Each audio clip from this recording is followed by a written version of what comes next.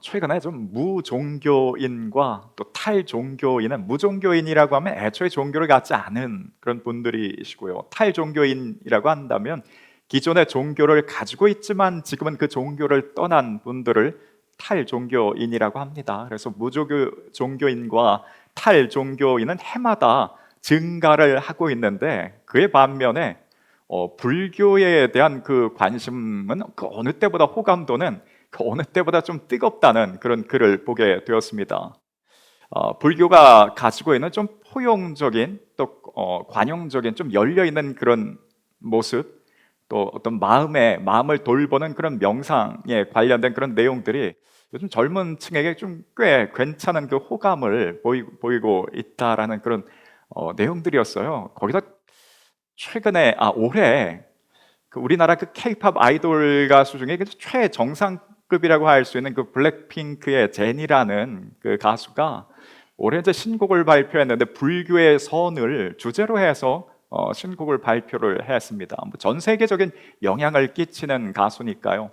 불교의 선이라고 한다면 마음속에 어떤 잡념, 범내, 고통들, 이런 것을 벗어나서 내면의 어떤 고요함, 정리됨, 안정감, 이런 것들을 추구하는 것이라고 합니다. 근데 그 노래의 가사 가운데 내면의 어떤 강인함이나 어떤 그 가운데 고요함, 이런 부분들이 담겨 있다는 거예요. 또 그 외에도 또 다른 또 K-팝 가수 중에 한 명은 그 유재석 씨가 진행하는 그 토크쇼에 나와서 요즘에 자신이 읽고 있는 그 책에 대해서 소개를 했는데, 불교의 교리에 관한 내용이었어요. 그 책이 올 상반기 베스트셀러 종합 2위에 오르기도 했다고 합니다. 그러다 보니 이게 불교가 그 낡은 옛 종교가 아니라 요즘 굉장히 좀 트렌디하고 힙한 종교가 됐다는 그런 내용을 좀 접하게 됐어요. 한국 리서치에서 지난 이제 2020년도부터 매해마다 각 종교별로 그 호감도를 조사를 했는데요. 5개 종교에 대해서 불교, 천주교, 개신교, 또 원불교, 이슬람교에 대해서 조사를 했는데 0부터 100까지의 그 수치를 작성을 하게 했어요. 근데 그 가운데 작년 기준으로 해서 불교가 가장 높았습니다. 50이 넘는 숫자가 나왔고요. 개신교가 35 정도였고, 연령대별로 봤을 때 30대에서 가장 낮은 수치였는데 25가 나왔습니다. 그러니까 어떻게 보면 가장 많은 신도수를 가지고 있는데 왜 가장 낮은 호감도를 보이고 있는가? 그 책 가운데 기독교 책 서적은 아니었습니다. 그냥 일반 서적이었는데 그 책에서 평가하는 내용이요. 개신교는 굉장히 폐쇄적이고 독선적이고 권위적이고 논리적이지 않다고 쭉 이야기를 하는데, 나쁜 내용은 다 들어가 있더라고요. 거기다가 근래에 그 종교적인 어떤 그런 편향성을 보이는 목회자들, 교회들이 좀 등장하는 것, 그런 것 때문에 개신교가 어떤 종교 편향적인 그런 모습이 부정적인 이미지를 남기게 됐다라는 그런 내용들이었어요. 참 할 말이 없더라고요. 그런데 이런 상황들은 어떤 리서치 조사뿐만 아니라 우리가 밖에 나가서 노방 전도를 해보면 좀 와닿습니다. 그래서 우리가 주일날 어떤 그런 전도를 하는 가운데 만나게 되는 분들, 참 그냥 반갑게 받아주시는 분들도 있지만 굉장히 차갑게 냉담스러운 그런 반응을 보이는 분들 역시 많기도 합니다. 벌써 꽤 오래전 일인데요. 제가 지하철을 타고 가는데 그 이전에 사역했었던 집사님을 이제 우연찮게 지하철에서 만나게 됐는데, 그분이 너무 반가운 나머지 그 지하철 안에서 목사님하고 크게 불렀는데, 제가 왠지 그 주변 분들 왠지 그냥 내가 왠지 죄송스러운 것 같고 미안한 것 같은 그런 마음이 그냥 저도 모르게 들더라고요. 그러니 현장에서 사역하고 있는 이 목회자들은 최근이 아니라 이미 10여 년 전부터, 한참 오래 전부터 뭔가 이 개신교에 대한 사람들의 어떤 부정적인 그런 이미지에 대해서 이 마음속에 좀 숙제로 갖고 있었다라는 것입니다. 저도 한번 상상해 봤어요. 내가 만약에 목회자가 아니었다면, 한 번도 지금까지 교회를 다녀보지 않았는데 지금 누가 나에게 교회에 대해서, 예수님에 대해서 이야기하면서 같이 한번 가보자고 한다면 어떤 반응을 보일까? 저 개인적으로는 어렸을 때 좀 특별한 기회가 있어서, 병 고침에 그런 기회가 있어서, 그런 은혜를 경험해서 신앙을 목회자가 되겠다라는 이런 마음을 갖게 되었는데, 그런 것 없이 누군가 나에게 그런 교회에 대한, 복음에 대한 이야기를 했을 때 어떤 반응을 보일까 했을 때 긍정적인 마음이 떠오르지 않더라고요. 과연 앞으로 더더욱 이런 상황 가운데 개신교의 교회에 대해서, 복음에 대해서 어떻게 하면 조금 더 호감도나 신뢰도를 좀 높일 수 있을까라는 그런 마음을 갖고 있는 차에 오늘 읽었던 그 본문을 보면서 이게 어떻게 보면 해답과 같은 열쇠가 여기 담겨 있구나라는 것을 좀 깨닫게 됐습니다. 예수님께서 십자가에 달려 돌아가시기 그 전날에 제자들과 함께 식사를 마쳤고요, 겟세마네 동산에서 기도하시는 중에 대제사장들로부터, 그 속한 권속들로부터 파송된 그 사람들에게 잡혀갔어요. 대제사장의 관저로 잡혀간 이후에 그 대제사장과 함께는 유대 지도자들이 어떻게 해서든지 예수님 조작된 증거를 가지고서라도 내일 당장 로마 총독이 가서 어떤 죄목을 풀어놨을 때에 사형 언도를 받을 만한 그런 죄목을 찾기 위해서 혈안되어 있는 그런 상황이었습니다. 정말 불과 얼마 전까지만 해도 예수님 가는 곳에 따라다니는 사람들은 구름처럼 많은 사람들이 따라다니기도 했었고요, 저분이야말로 하나님께서 약속된 그 메시아라고 참 외치면서 예수님 왕이라고 칭하기도 했습니다. 그런데 지금의 상황에서는 어떤 그 예수님에 대해서 어떤 신뢰도 호감도의 문제가 아니라 예수님과 그 따르는 모든 제자들, 어떻게 예수님을 죽이고 그 남은 잔당들을 그걸 없앨 수 있을지, 거기에 온 힘을 유대 지도자들과 그 앞에 있는 백성들이 온 힘을 다하고 있다는 거예요.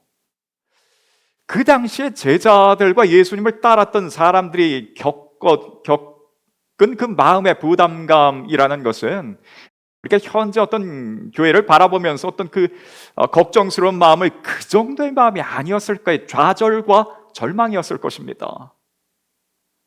그리고 대제사장과 유대 지도자들의 계획대로 예수님에게 사형 판결이 날 만한 그런 죄목을 그들이 만들게 되었어요. 대제사장의 질문에 대해서 예수님께서 스스로 말씀하셨습니다. 나는 하나님의 아들이며 그리스도이며 세상을 심판한 심판주라는 것을 이야기를 했어요. 그 이야기를 듣자마자 대제사장이 너희가 참남한 말을 들었도다. 우리 더 이상 무슨 증거가 필요하겠는가? 저는 신성한 모독을 했으니 죽어 마땅한 자라고 소리치기 시작했고요. 거기 있던 모든 사람들이 예수님께 침뱉고 욕하며 예수님을 매질하기 시작했습니다. 그 상황을 멀리서 베드로를 비롯한 몇몇 제자들이 멀리서 그런 광경을 바라보고 있습니다. 마음에 드는 생각은 대번에 망했다, 끝났다 하는 것입니다. 예수님께서 어떤 계획을 가지고, 우리 예수 선생님이 어떤 계획을 가지고 이 땅에 오셔서 자신의 뜻을 펼치기 위해서 우리를 택하셨고 우리에게 어떤 능력도 주시면서 능력도 보이시고는 했지만, 그 애초에 유대 지도자들의 그 마음과 멀어지는, 그들과 틀어지는 순간, 이거 어떻게 보면 예견된 결과 아닌가. 저들이 이제 예수님을 로마 당국으로 끌고 갔으니 이제는 소망이 없다는 거예요. 이제 끝났다, 망했다라는 것이 제자들과 혹 예수님을 따르려고 했었던 그 사람들의 마음 반응이었을 것입니다. 사실 이제는 예수님이 원래 우리가 생각했던 그 메시아가 아니라고 그 마음속에 확정 지었을 거예요.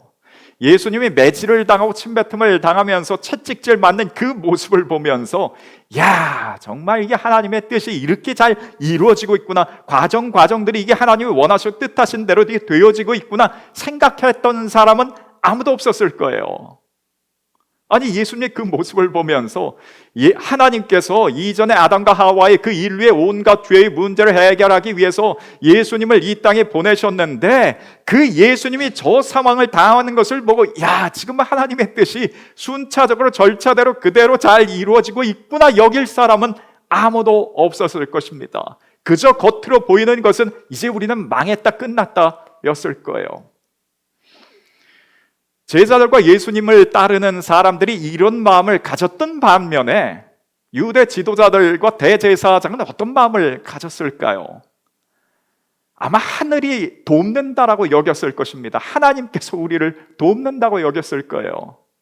아니, 우리가 어떻게 해서든 그 오늘 밤 하루 사이에 조작된 증거를 뭔가 짜맞춰서 사형 온도를 판결을 받을 만한 뭔가가 나와야 되는데 예수님께서 스스로 알아서 술술 이야기를 해 주셨습니다. 자신은 하나님의 아들이요 하나님과 동일 본질의 사람으로서 눈앞에 서 있으면서 자신을 하나님과 똑같이 했으니 이건 신성모독이라는 거예요.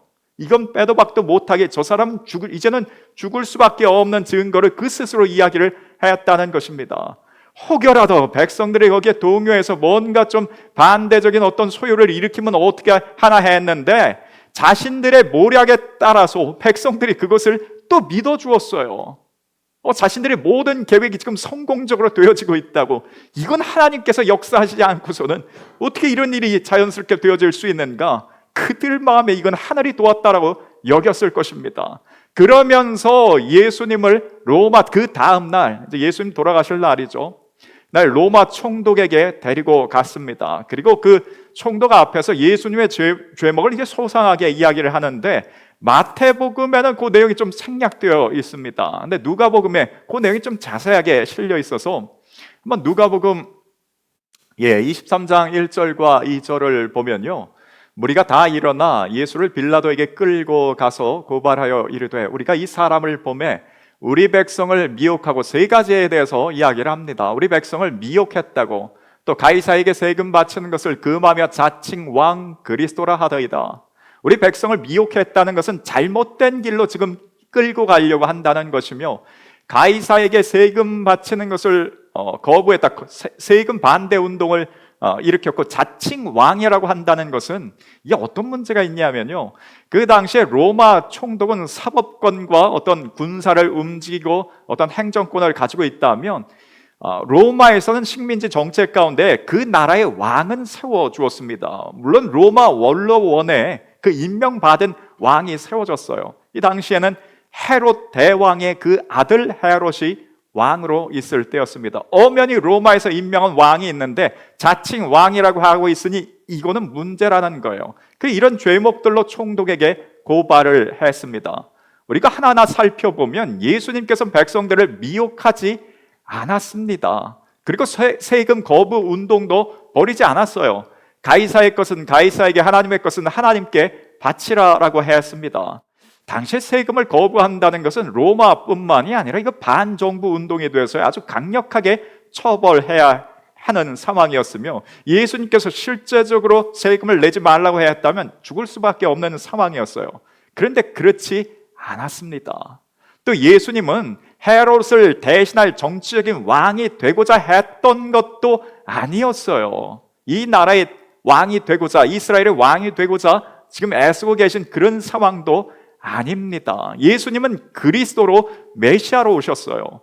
그리스도와 메시아라는 그 역할은 세 가지의 그 역할이 있는데 제사장, 선지자, 왕의 역할이 있습니다. 이것을 하기 위해서 예수님 이 땅에 오셨어요. 반정부 운동을 하기 위해서 오신 분이 아니라 선지자로, 제사장으로 왕의 역할을 하기 위해 오셨습니다. 선지자라고 한다면 하나님의 뜻을 받아서 이 땅 아래 사람들에게 전하는 그런 역할입니다.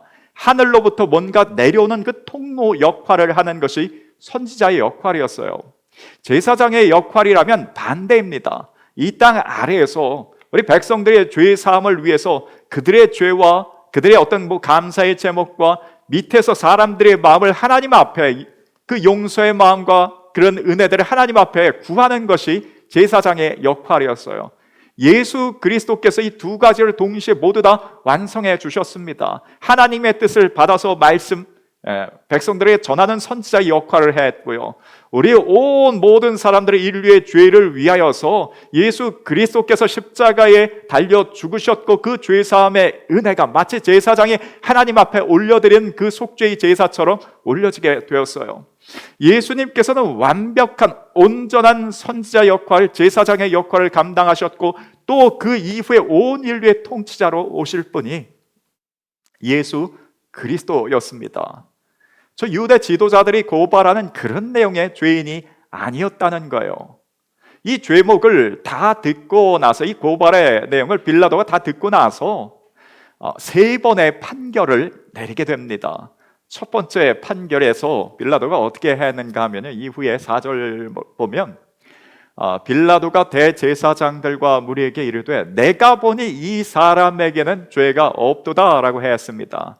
이 첫 번째 판결이 내려지자마자 백성들, 그 앞에 있었던 그 유대 지도자들 다 같이 아니라고, 저 사람 저렇게 두면 안 된다고 소동을 일으키듯 큰 소리가 나기 시작했습니다. 그러자 빌라도가 두 번째 판결을, 그 소리를 듣고 하게 됩니다.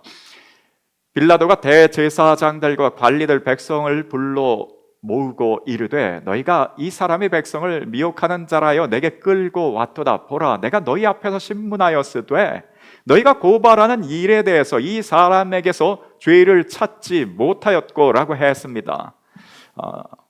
빌라도가 오늘 마태복음 우리가 읽었던 말씀에는 시기하여서, 저들이 시기하여서 예수님을 넘겨준 줄 알미라고 했습니다. 빌라도는 알고 있었어요. 예수님께 죄가 없다는 것을 알고 있었습니다. 시기로 넘겨준 것이며 예수님께서 세금을 거부하는 어떤 반정부 운동을 하지 않았던 것도 빌라도는 알고 있었던 것 같습니다. 죄가 없다는 거예요. 그래서 이 두 번째 판결을 내리고 나서 내가 대신에 저를 때려서 놓겠다라고 했습니다. 그랬더니 그 빌라도의 말을 듣고서 아니라고, 저는 없이 해야 될 자라고, 저는 죽어야 될 자라고 또다시 백성들이, 지도자들이 선동에 따라서 백성들이 빌라도에게 요구하기 시작했습니다. 그랬더니 그제야 빌라도가 세 번째 판결을 내리는데요, 빌라도가 세 번째 말하되 이 사람이 무슨 악한 일을 하였느냐, 나는 그에게서 죽일 죄를 찾지 못하였나니 때려서 놓으리라 하니 그들이 큰 소리로 재촉하여 십자가에 못 박기를 구하니 그들의 소리가 이긴지라라고 했어요. 이긴지라 했다는 것은 이제는 그들에게 넘겨 예수님을 그들에게 사형, 십자가 형틀에 못 박도록 넘겨 주었다라는 것입니다.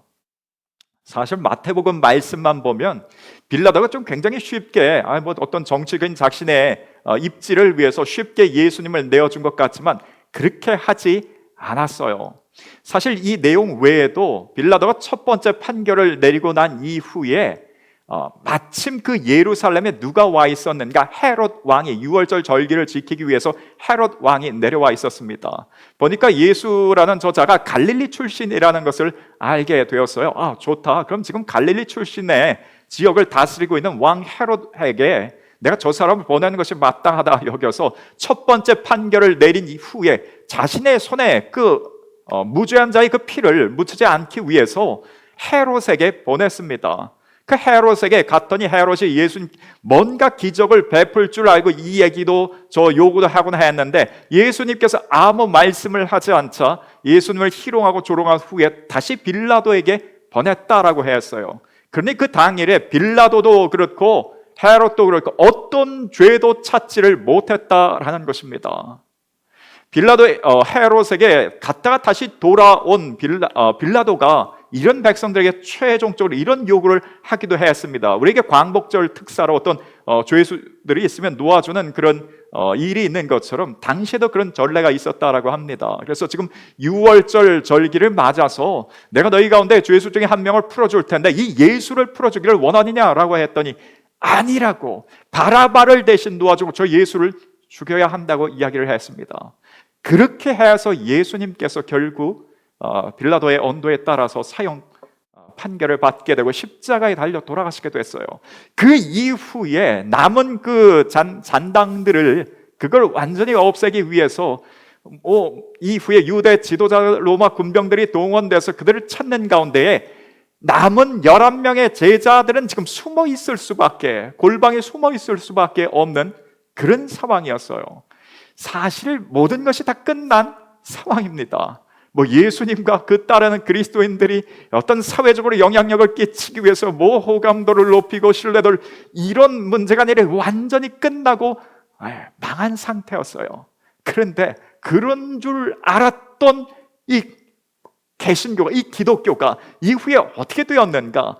예수님께서 십자가에 달려 돌아가시고 이후에 부활하신 그 이후에 채 2달이 지나지 않아서 사도행전 6장을 보면 이런 일들이 일어납니다. 하나님의 말씀이 점점 왕성하여 예루살렘에 있는 제자의 수가 더 심히 많아지고 허다한 제사장의 무리도 이 도에 복종하니라. 이 허다한 제사장이라면 수많은 제사장의 무리들 누구였습니까?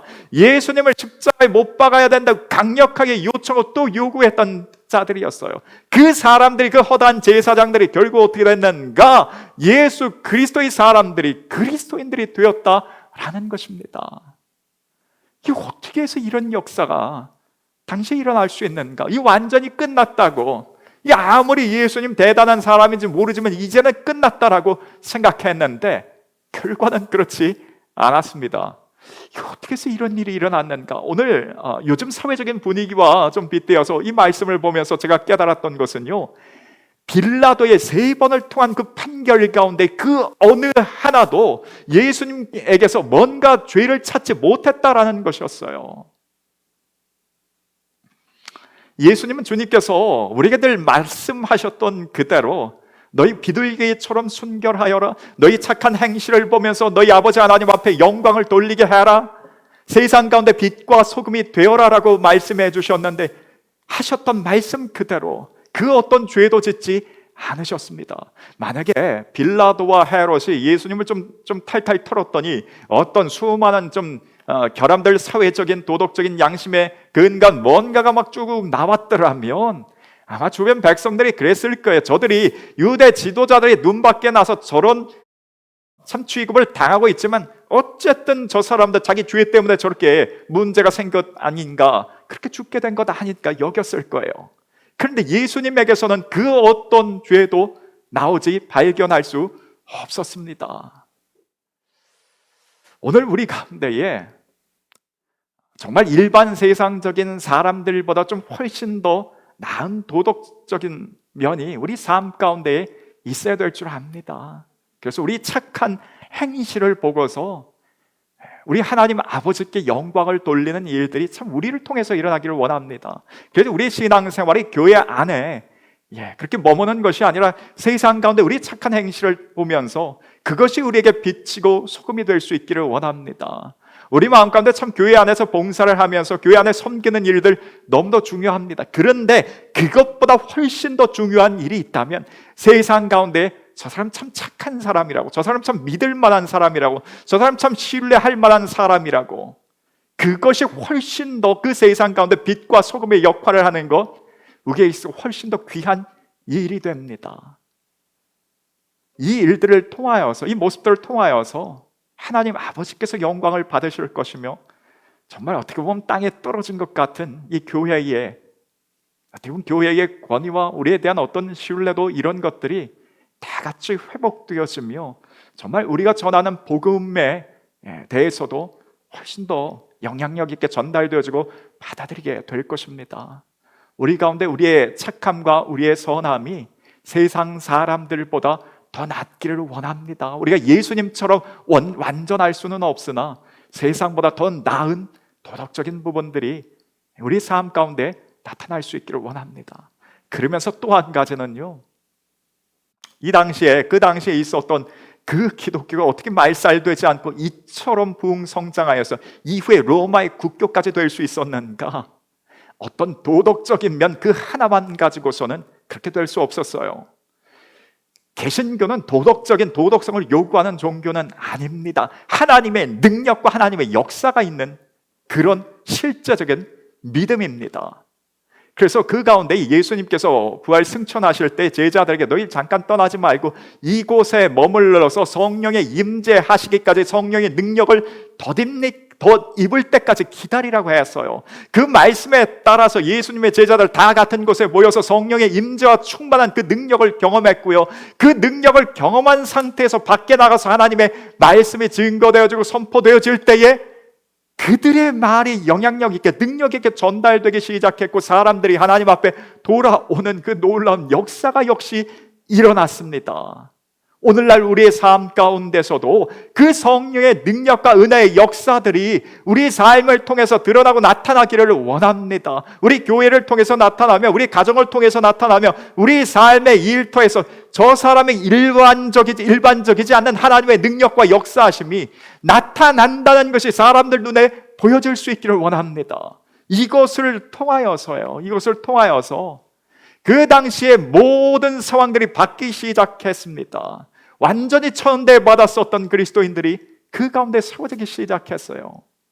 우리 가운데에 비둘기처럼 순결함이 있어야 되며, 또한 성령의 능력 가운데 우리가 충만하여서 우리 삶 자체에서 그 하나님의 능력이 나타날 수 있기를 소원합니다. 앞으로의 미래의 상황에 대해서, AI가 만들어갈 그 사회가 앞으로 어떻게 바뀔까에 대해서 참 많은 예견들이, 정보들이 지금 쏟아져 나오고 있습니다. 근 2년 사이에 완전히 좀 세상이 바뀌었습니다. 지금 스마트폰이나 노트북, 컴퓨터를 통하여서 박사 학위 소지자 그 이상의 조언을 AI가 지금 해주고 있습니다. 조금 돈을 들여서 유료 버전을 사용한다면 박사 학위자 소지자의 이야기를, 조언을 모든 분야에 대해서 우리가 들을 수 있게 되었어요. 그런데 거기서 조금 더 나아간다면, 지금은 우리가 AI가 어떤 사람에 대해서 어떤 습득하고 모방하고 그 정도의 종합해서 이야기해 주는 정도에 불과하지만, 그 AI가 조금 더 지나가서 초인공지능이 되면 AGI라는 그런 명칭을 사용하더라고요. 그게 그렇게 멀리 있지도 않고 한 5년 내, 짧으면 5년 내에 그 초 AI가 등장해서 세상을 바꿔줄 것으로 예견하고 있습니다. 그러니 사람의 지식과 지혜의 범위를 훨씬 뛰어넘으면서 자율성을 가지고 있는 그 AI가 등장한다는 거예요. 그러면 사람이 기존에 풀 수 없었던 문제들을 그 AI가 풀어주는데, 그 말하자면 지금의 어떤 핵융합, 이런 기술 가운데 사람이 그 한계가 있는 부분을 AI가 그걸 뛰어넘는 방법을 제시해서 무한한 에너지가 생성이 되어지며, 인류가 정복하지 못했었던 어떤 질병에 대해서도 AI가 다 답을 해결해 줄 것으로 보고 있어요. 그 시대가 멀지 않았다라는 것입니다. 여러분, 우리가 지금 현재에 사람의 힘으로 안 되는 부분이 있다면 그걸 누구에게 요청합니까? 하나님께 요청해요. 그것을 지금 앞으로 이후의 시대에는 뭐가 대신할 수 있는가? AI가 대신할 수 있다는 것입니다. 하나님의 자리를 대신하는 거예요. 실리콘밸리의 기업가들, 어떤 테크니션들 다 같은 이 땅 아래에서, 굳이 하나님의 도움이 없더라도 우리가 얼마든지 이 땅 아래에서 이전에 하고자 했었던 그 유토피아를 우리가 이 땅 아래에서 누릴 수 있는 시대가 곧 다가온다는 것입니다. 거기다 로봇 기술은 점점점 발달해서요, 사람의 모든 일들 다 대체할 것이라고 합니다. 그럼 사람은 결국 뭘 할 것인가? 로봇이 그 인공지능을 가지고 24시간 1년 365일을 일을 해줍니다. 사람이 할 일이 없는 거예요. 그래서 미래의 사회를 기획하는 그 기업가들, 기획자들의 이야기는 결국은 기본소득을 사람인 것, AI가 아닌 사람인 것만 증명이 된다면 그냥 먹고 살 수 있는 기본적인 소득 자체는 다 받을 수 있는 그런 시대가 될 거라고 이야기를 해요. 과연 그 시대가 우리에게 행복과 기쁨이 있을까? 그 앞으로의 미래의 사회 가운데서는 신앙은 우리에게 어떤 영향이, 어떤 역할이 있을까 생각하게 되는데요, 이거 한 번도 경험해 보지 못한 사회가 아니라 이미 과거에 우리가 과거의 역사 가운데 이런 삶을 살았던 그 시기가 있었더라고요. 예수님의 시대였어요. 로마가 전 지역을 다 패권을 차지하면서 전 유럽과 아프리카 땅까지 점령하면서 그 당시에 노예의 인구가 1,000,000명에 있었다라고 합니다. 그러니 이제 로마인들은 충분한 노동력이 주어졌으니 로마 시민권자들은 일할 필요가 없었던 거예요. 그들은 나라에서 주는 어떤 그런 기본 소득 같은 것들을 받아 먹으면서 살면서 그 남는 여가 시간에 콜로세움 같은 것을 세워놓고 거기다가 사람이 사람을 죽이는 그런 끔찍한 일들도 행하면서 그걸 보고 즐기면서 살았던 시대가 그 시대였고요. 그 시대가 계속해서 오래 갔는가? 그렇지 않았어요. 그 시대도 무너졌습니다. 그리고 그 시대 가운데 가장 많이 나타났던 것이 무엇인가? 성령의 능력과 성령의 역사들이었어요. 사도행전에 기록되어져 있습니다. 앞으로의 시대 가운데에 이 시대가 AI 시대가 뭐 어떻게 변할지 모르겠으나 결단코 하나님에 대체할 수 있는 무엇인가가 나올 하나님을 대체할 수는 없을 것입니다. 그리고 그 시대 가운데 우리에게 더더욱 필요한 건 성령의 역사와 능력을 덧입어서 사는 것이 이 앞으로의 시대에 더더욱 우리에게 필요할 것입니다. 우리에게 있어서 비둘기처럼 그 순결함과 그 착함이 있기를 원하며 성령의 능력 가운데 앞으로의 어떤 시대가 변하던지 간에 그 시대 가운데에 우리의 삶이 하나님의 자녀들로의 삶이 그 성령의 능력으로 또한 빛과 소금으로 나타나며 하나님 아버지께 영광 돌릴 수 있는 그 삶이길 원합니다. 끝으로 하나만 더 말씀을 나누는 가운데요, 우리가 눈으로 보여지는 것과 실제로 되어지는 것, 일이 되어지는 것, 우리가 눈으로 보면서 판단하는 것과 실제로 되어져 가는 것과는 아주 상반될 수 있다는 것을 오늘 본문을 통해서 깨닫게 됩니다. 빌라도가 어떻게 해서든지 예수님을 놓으려 했는데 그 뜻이 꺾이고 말았어요. 그리고 그 앞에 백성들이 요구한 대로 예수님을 십자가에 못 박으라고 내어줬습니다.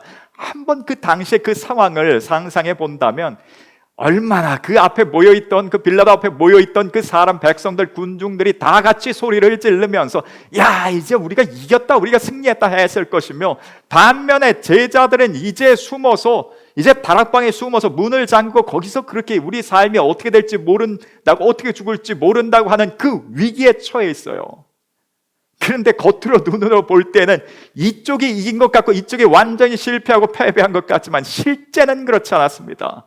예수 그리스도께서 이기신 것이었어요. 보라, 내가 세상을 이기었노라 했는데 진짜 예수님께서 이기셨으며, 얼마 채 시간이 지나지 않아서 모든 그리스도인들이 다 같이 하나님 나라에 올바르게 그들이 세워지게 된 것을 보게 됩니다.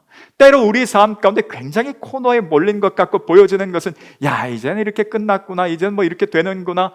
아니요, 그 가운데 하나님의 역사심과 능력은 또 다른 것을 만들어내는 줄 믿습니다.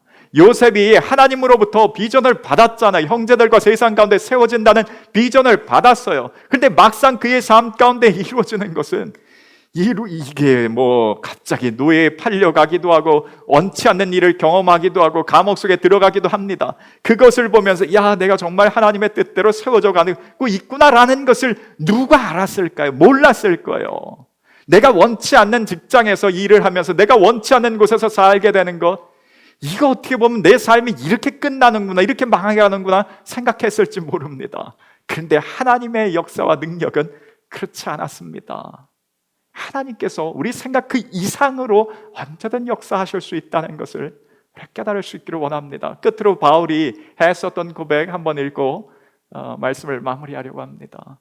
바울이 이런 고백을 합니다. 우리가 그리스도인들이 어떤 사람들인가? 무명한 자 같으나 유명한 자여, 죽은 자 같으나 보라, 우리가 살아있고 징계를 받는 자 같으나 죽임을 당하지 않냐고, 근심하는 자 같으나 항상 기뻐하고, 가난한 자 같으나 많은 사람을 부유하게 하고, 아무것도 없는 자 같으나 모든 것을 가진 자라고 합니다. 이 하나님께서 우리와 함께 하심을 여전히 믿을 수 있기를 원합니다. 우리 눈으로 보여지는 것에 그것이 다가 아니라 그 밑에서 역사하시는 하나님의 손길과 그 능력을 우리 마음 가운데 언제든 확신하고 사는 모두가 되길 소원합니다. 오늘 말씀을 기억하면서